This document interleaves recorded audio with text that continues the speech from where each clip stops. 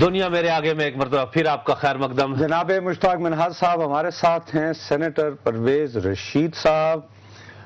ان سے میں یہ جاننا چاہتا ہوں جی، ہمارے پروگرام میں 2 نومبر کو پرویز صاحب خود کہہ کر گئے تھے خواجہ آصف کہ اب ہماری جماعت مڈ ٹرم الیکشن چاہتی ہے.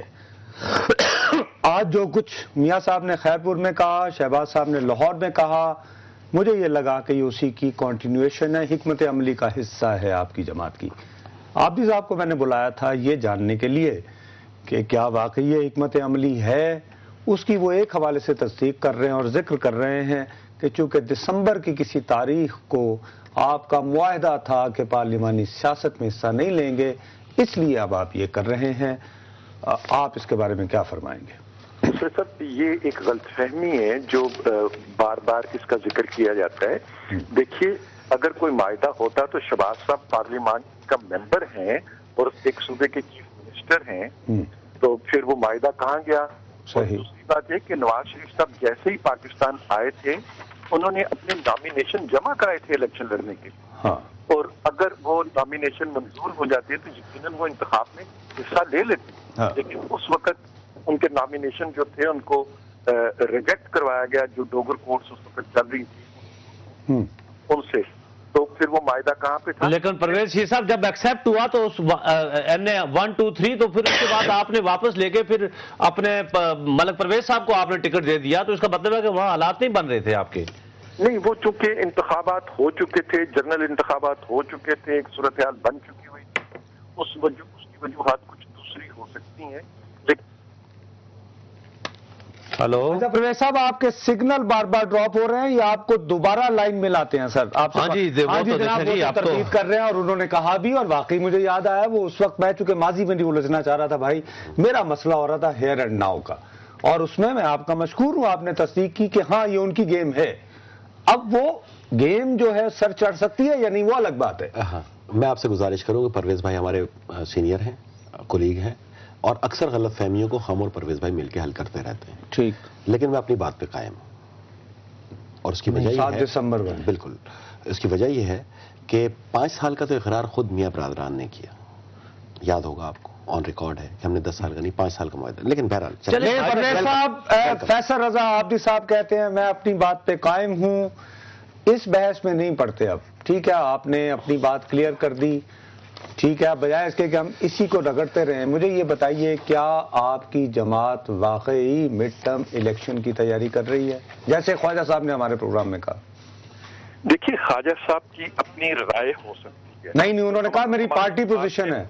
ہماری جماعت کے اور بھی بہت سے لوگوں کی رائے ہو سکتی ہے، اور جس طرح کے حالات چل رہے ہیں ان حالات میں مڈ ٹرم الیکشن کا مطالبہ کرنا بھی کوئی غیر جمہوری بات نہیں ہے. نہیں تو پھر میثاق جمہوریت کا کیا ہوا جس میں تھا ایک دوسرے کی ٹرم کو ایکسیپٹ کریں گے پرویز صاحب؟ جی، وہ جو میثاق جمہوریت جس میں ایک دوسرے کی ٹرم کرنی تھی، ڈی اسٹیبلائز نہیں کرنا تھا، 5 سال دینے تھے پورے، تو اسی لیے تو ہم نے ابھی تک اس مطالبے کو جماعت کے طور پر کیا نہیں ہے. اچھا، جماعت کے طور پر نہیں کیا. ٹھیک ہے، صاحب وہ کہہ رہے ہیں کہ ہم نے اس کو جماعت کے طور پر اڈاپٹ نہیں کیا ہے مڈ ٹرم. آپ کیا محسوس کرتے ہیں؟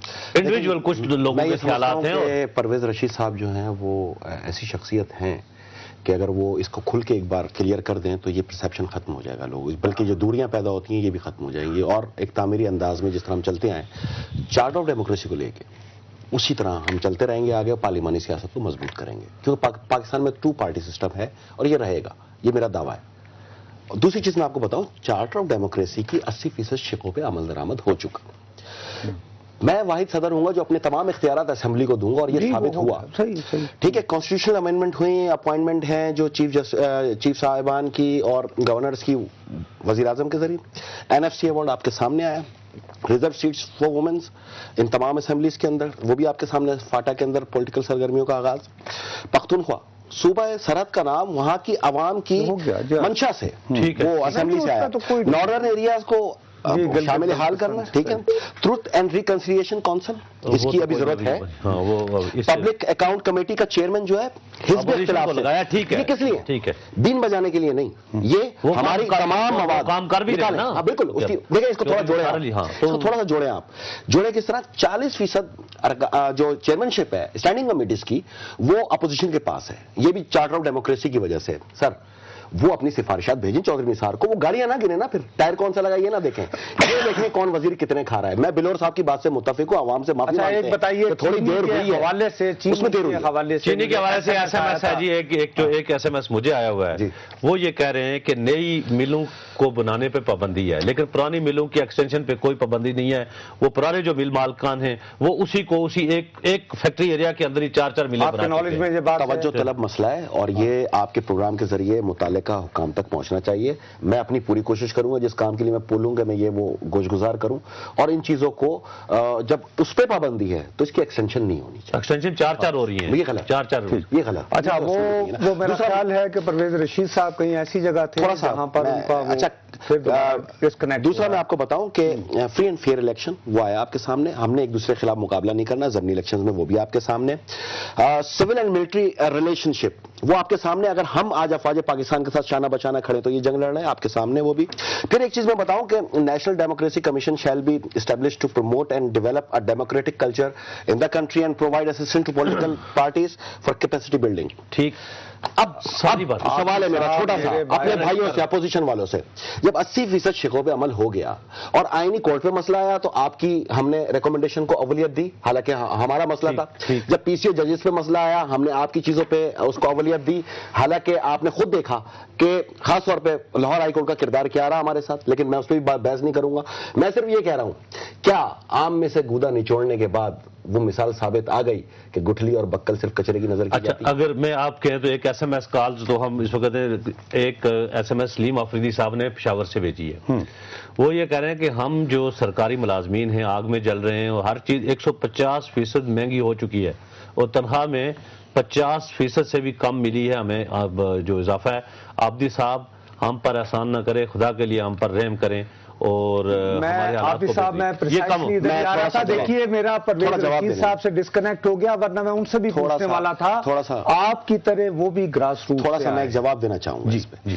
دیکھیں جی, 4 صوبے ہیں ہمارے, ایک صوبے میں ہم نہیں, حکومت میں نہیں. کیوں نہیں ہے؟ کمیشن میں ہے لیکن وہ نہ ہونے کے بعد. نہیں ہے, بالکل مکمل نہ ہونے کے. اس دن کہیں گے جس دن آپ نہیں ہوں گے اپوزیشن میں بیٹھے, لیڈر آف اپوزیشن آپ کا ہوگا. چلے مفلوج حالت میں اس کو اور اصلاح کر لیتے ہیں. ایک صوبہ بالکل ہی ہمارے لیے مفلوج ہو چکا ہے, جنگ کی صورتحال.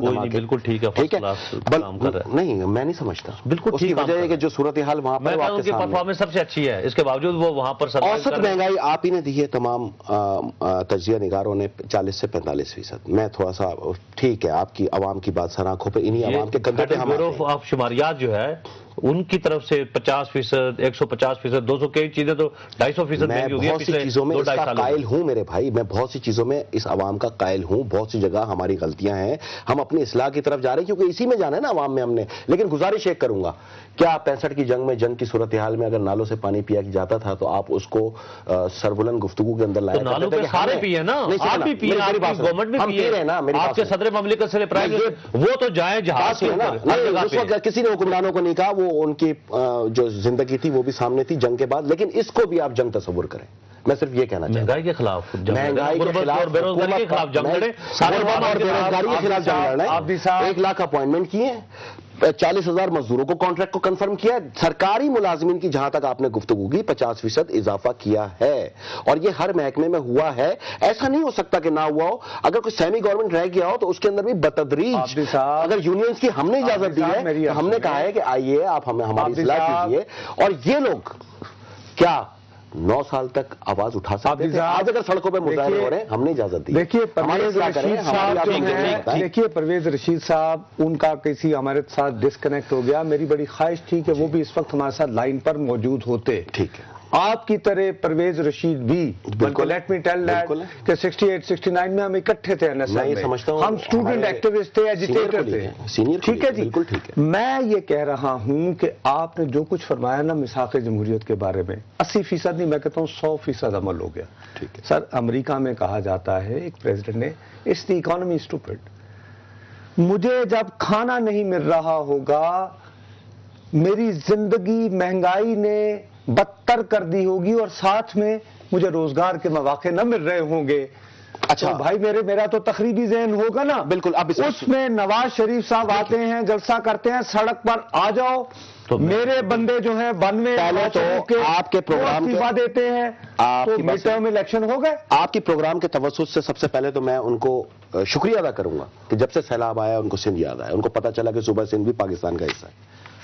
وہ آئے 4 اضلاع کی سیاست سے باہر نکلے، پاکستان کی سیاست میں گئے، ویلکم. کیونکہ آپ بہرحال ایک وفاقی جماعت ہیں، آپ کے جو لوگ بھی یہ مشورہ دیتے ہیں آپ پنجاب میں سیاست کریں وہ دشمن ہیں آپ کے، آپ باہر نکلیں جی سیاست کریں. دوسری چیز، میں آپ کی بات کو مانتا ہوں، لیکن مجھے ایک بات بتائیں، یہ جتنے لوگ گفتگو کر رہے ہیں کیا ان سب مسائل کا یہ حل ہے کہ ہم گھر چلے جائیں، یا ان مسائل کا یہ حل ہے کہ ان کے پاس کوئی آلٹرنیٹ موجود ہے؟ تو آپ کیا وہ آگے اس مہنگائی سے ایڈریس کریں نا. وہ یہ کہتے ہیں نا، مطلب میاں صاحب ایک بات آج ہی جیسے انہوں نے کہی اور اس سے بار بار اس سے پہلے انہوں نے یہ کہا کہ یہ جو کارپوریشن ہے نقصان میں جانی، سن لینا بند کریں. 400 اچھا، آپ کے اپنے وزیر خارجہ ابھی خزانہ نے بھی کہا کہ 400 ارب روپے جاتے ہیں کارپوریشنوں میں اور 500 ارب روپے بات کو ختم کریں. میری صرف ایک گزارش ہے، 2008 سے پہلے آپ تمام تجزیہ نگاروں کی یہ تحریریں میرے پاس موجود ہیں کہ جو بھی حکومت آئے گی اس کو یہ فیس کرنا پڑے گا. ہم فیس کر رہے ہیں اور خدا جانتا ہے کہ عوام کی توقعات کے مطابق نکلیں گے انشاءاللہ، اور جب کھڑے ہوں گے تو سرخرو کھڑے ہوں گے، لیکن ہمارا تعمیری انداز میں ساتھ دیں، اصلاح کریں ہماری، لیکن تنقید برائے تنقید نہیں، تنقید برائے تعمیر کر دیں.